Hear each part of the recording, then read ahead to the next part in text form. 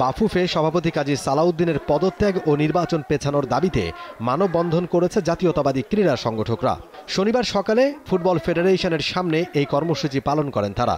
জাতীয় ফুটবল দলের সাবেক অধিনায়ক আমিনুল হকের নেতৃত্বে অংশ নেন সাবেক ফুটবলার সংগঠকরা। বিগত সরকারের আমলে লম্বা সময় ক্রীড়াঙ্গনে কোণঠাসা বিএনপিপন্থী ক্রীড়া সংগঠকরা 5 আগস্ট রাজনৈতিক পট পরিবর্তনের পর ক্রীড়াঙ্গনে সংস্কারের দাবিতে সোচ্চার তারা। এবার সংস্কার চাওয়া ফুটবলেও কাজী সালাউদ্দিনের বিরুদ্ধে নানা অনিয়ম দুর্নীতির অভিযোগ এনে বক্তব্য রাখেন তারা। কাজী সালাউদ্দিনের পদত্যাগ চেয়ে 24 ঘন্টার আলটিমেটাম দিয়েছেন সাবেক ফুটবলাররা, না হলে ক্রীড়াঙ্গনে অবাঞ্ছিত ও লাঞ্ছিত করার কথাও বলা হয়। যদি পদত্যাগ না করেন আজকের থেকে আপনাদের অবাঞ্ছিত ঘোষণা করা হবে এবং এখানে এই ফুটবল ফেডারেশনে আর কোনোদিন ঢুকতে পারবেন না। আর যে আপনাদের স্বপ্ন দেখছেন যে আগামী দিনে আবার আপনি সভাপতি হবেন, নির্বাচন করে সেই স্বপ্ন মাথা থেকে বাদ দিয়ে সসম্মানে এই ফুটবলের প্রতি সম্মান দেখিয়ে যে অবস্থায় নিয়ে গেছেন পদত্যাগ করুন, না হলে আপনার যেটুকু আছে সেটুকু থাকবে না। এই সালাউদ্দিন গত 4 নির্বাচন বিনা নির্বাচনে বিনা ভোটে ভোট চুরি করে উনি সভাপতি হয়েছে। আমরা ওনার পদত্যাগ চাই। এক দফা এক দাবি, সালাউদ্দিন ভাইকে কেটে কিরুনা ভাইকে হটাও সবাই। 16 বছর পরে আবার 4 বছরের জন্য নির্বাচিত হতে চায়। সে কি দিয়েছে ফুটবলকে? ফুটবলকে ধ্বংস করে দিয়েছে। 24 ঘন্টার মধ্যে কাজী সালাউদ্দিনকে ফুটবল ফেডারেশনের সভাপতি হিসাবে পদত্যাগ করতে হবে। তিনি যদি পদত্যাগ না করেন ক্রীড়াঙ্গনে সালাউদ্দিনকে অবাঞ্ছিত ঘোষণা করা হলো। ফিফার গাইডলাইন মেনেই পরিচালিত হয় ফুটবল ফেডারেশন। সরকার কিংবা তৃতীয় পক্ষের হস্তক্ষেপে নেমে আসতে পারে ফিফার নিষেধাজ্ঞা।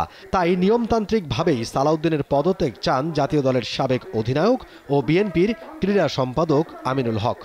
কাজী সালাউদ্দিন সাহেবের যদি ন্যূনতম কোনো বিবেকবোধ থেকে থাকে তার স্বেচ্ছায় পদত্যাগ করা উচিত এবং আমরা চাই যে ফিফার নিয়ম মেনেই যেটা করণীয় সেটা পরবর্তীতে ফিফার যে নির্দেশনা আসবে সেই নির্দেশনা অনুযায়ী বাংলাদেশ ফুটবল ফেডারেশন চলবে। এখানে আমরা অনিয়মতান্ত্রিক কোনো কিছুই চাই না, আমরা নিয়মের ভিতরে রেখে সব কিছু করতে চাই। কারণ ফিফাও যাতে নিয়মের ভিতরে রেখে আমাদের যে বর্তমান যে পরিস্থিতি সেটা বিচার বিশ্লেষণ করে তিনি যাতে সেইরকম একটা সিদ্ধান্ত দেন তারা, সে বিষয়ে তাদের কাছ থেকে আমরা আশা করছি। বাফুফের বর্তমান কমিটির মেয়াদ শেষ হবে 3 সেপ্টেম্বর। ফিফার কাছে সময় চেয়ে পরবর্তী নির্বাচনের তারিখ 26 অক্টোবর ঠিক করেছে বাফুফে। আরও কয়েক মাস নির্বাচন পেছানোর দাবি জানিয়েছেন আমিনুল। আমাদের বর্তমানে যে বন্যার যে পরিস্থিতি রয়েছে এবং বাংলাদেশের এত বড় গণঅভ্যুত্থানের পরে বাংলাদেশের এখন পর্যন্ত কিন্তু আমরা স্টেবল না, বিভিন্ন জায়গায় বিভিন্ন সমস্যা রয়েছে। সেগুলিকে আমাদের অন্তর্বর্তীকালীন সরকারের প্রধান তিনি সকল উপদেষ্টারা সার্বিকভাবে চেষ্টা করে যাচ্ছেন। আপনারা আমরা সকলেই সাধারণ মানুষ আমরা চেষ্টা করে যাচ্ছি। সেই চিন্তাধারা থেকে যেহেতু ফিফার কাছেও মেসেজটি রয়েছে যে গত 17 বছরের স্বৈরাচার সরকারের কিভাবে পতন হয়েছে, যে গণঅভ্যুত্থানের মাধ্যমে পতন হয়েছে সেটি কিন্তু তিনিও তাদের কাছেও মেসেজটি রয়েছে। তো সেই পরিস্থিতি বিচার বিশ্লেষণ করে আমরা আমাদের যে জেনারেল সেক্রেটারি রয়েছেন বাংলাদেশ ফুটবল ফেডারেশনে তার কাছে অনুরোধ করেছি যে আপনি চিঠির মাধ্যমে বর্তমান পরিস্থিতিকে অবগত করে ফিফার কাছে অনুরোধ করেন যে আমাদের এই নির্বাচনটি যদি কিছুদিন পিছিয়ে দেওয়া যায় তাহলে পরিস্থিতি স্বাভাবিক হয়ে আসলে আমরা গণতান্ত্রিক উপায়ে আপনাদের এবং গঠনতন্ত্র অনুযায়ী এবং ফিফার যে রুলস অ্যান্ড রেজুলেশন রয়েছে সেই অনুযায়ী আমরা নির্বাচনগুলো সম্পন্ন করতে চাই। মানববন্ধনের পর বাফুফে প্রাঙ্গণে ঢুকে পড়েন সাবেক ফুটবলার, সংগঠক ও সমর্থকরা।